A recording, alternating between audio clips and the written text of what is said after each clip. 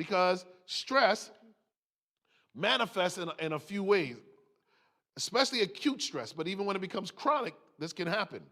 So I'm deathly afraid of snakes. So I use this picture because is what would scare me the most.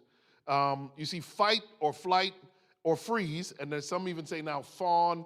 I've even seen some say fight, flight, freeze, fawn, or flop, when people just pass out. I think if I'm scared, passing out is not a good option. I want to fight, run, I want to do something. I don't want to just be laying there for the snake to bite me. So obviously these are options. We'll talk more about just fight or flight, which is what you probably have heard growing up. I remember my wife and I went to Australia, and I sat way in the back. The Australians, Australia has all these deadly animals, and we were there. I was speaking in Australia, and my wife loves animals, every animal. I mean, if a spider's in the house, she has to save the thing and walk it to where it's safe, it's crazy. And she likes snakes. Mercy. And me and snakes just don't get along. I heard what God said in the Garden of Eden. Me and that thing is never going to get along.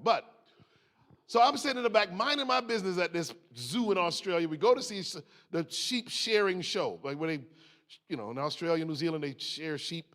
And so we're sitting in the back just watching, and the guy brings out this big, ugly snake and says, I need an audience participant. And I'm saying, I pray this man don't pick me. Please don't pick me to go up there and deal with this snake.